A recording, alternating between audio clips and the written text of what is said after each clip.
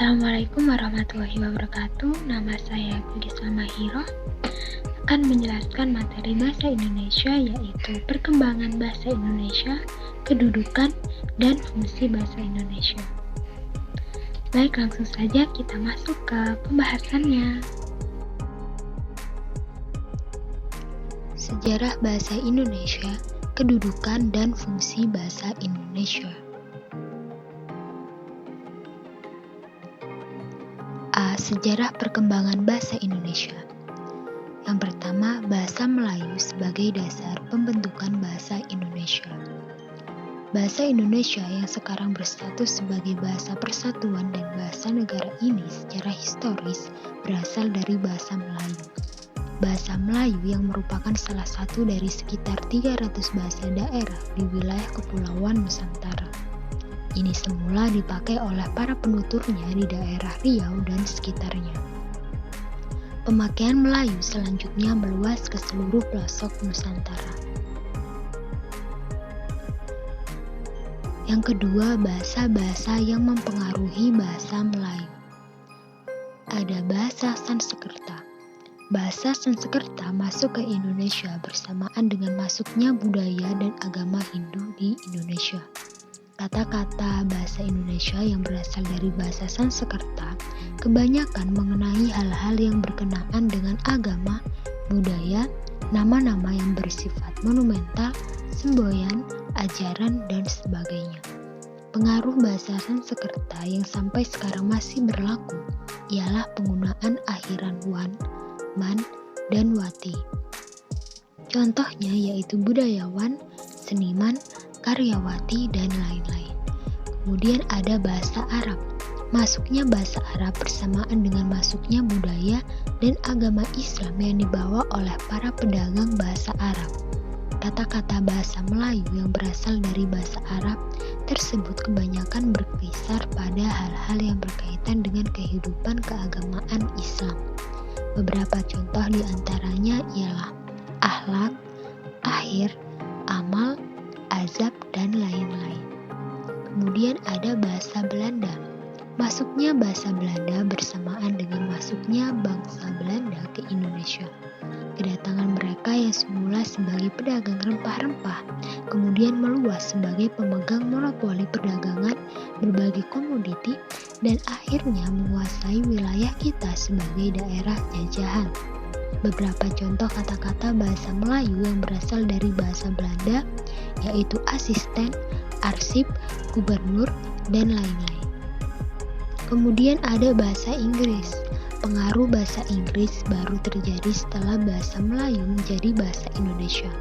Bahasa Inggris masuk ke bahasa Indonesia melalui jalur ilmu pengetahuan dan teknologi. Beberapa contoh kata-kata bahasa Indonesia yang berasal dari bahasa Inggris yaitu analisis, tesis, sintesis, dan lain-lain. Kemudian ada bahasa-bahasa asing lain. Bahasa-bahasa asing lain yang ikut mempengaruhi perkembangan bahasa Melayu yaitu bahasa Portugis, bahasa Spanyol, bahasa Tamil, bahasa Prancis, bahasa Persia, bahasa Cina, dan bahasa Jepang. Lalu ada bahasa-bahasa daerah. Kata-kata bahasa daerah pada umumnya ikut memperkaya setelah bahasa Melayu menjadi bahasa Indonesia. Beberapa contohnya yaitu seperti bahasa Jawa, bahasa Sunda, bahasa Banjar, bahasa daerah Irian, bahasa Batak, bahasa Minang, dan bahasa Palembang. Lalu ada B. Kedudukan bahasa Indonesia. Kedudukan bahasa Indonesia sebagai bahasa nasional, kedudukan yang paling utama dari bahasa Indonesia adalah sebagai bahasa. Hal tersebut tersurat pada Ikrar Sumpah Pemuda tanggal 28 Oktober 1928 yang berbunyi menjunjung tinggi bahasa Persatuan Bahasa Indonesia. Setelah Sumpah Pemuda dalam sebuah hasil perumusan seminar politik bahasa yang diselenggarakan di Jakarta tanggal 25 sampai 28 Februari 1975. Di antaranya menegaskan bahwa bahasa Indonesia sebagai bahasa Lalu yang kedua, kedudukan bahasa Indonesia sebagai bahasa negara. Seiring dengan Hari Kemerdekaan Indonesia 17 Agustus 1945, besoknya tanggal 18 Agustus 1945 diakui dan disahkan keberadaan bahasa Indonesia sebagai bahasa negara yang termasuk dalam pasal 36 Undang-Undang Dasar 1945 yang berbunyi bahasa negara adalah bahasa Indonesia.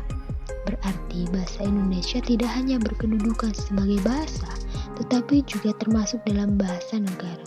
Jadi kedudukan bahasa Indonesia sebagai bahasa diembannya dalam persoalan kehidupan berbangsa, bukan dalam kehidupan bernegara.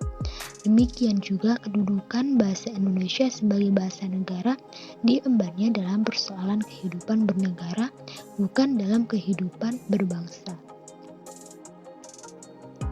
Lalu ada C, fungsi bahasa Indonesia. Ada beberapa fungsi. Yang pertama, fungsi bahasa sebagai bahasa nasional.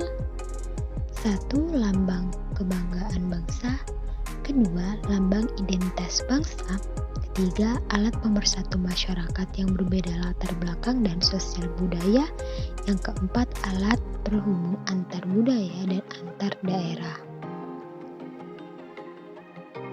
Lalu ada fungsi sebagai bahasa negara, yaitu bahasa resmi kenegaraan, bahasa pengantar resmi di semua lembaga pendidikan, bahasa resmi di dalam penghubung pada tingkat nasional untuk kepentingan pemerintahan, perencanaan, dan pelaksanaan pembangunan.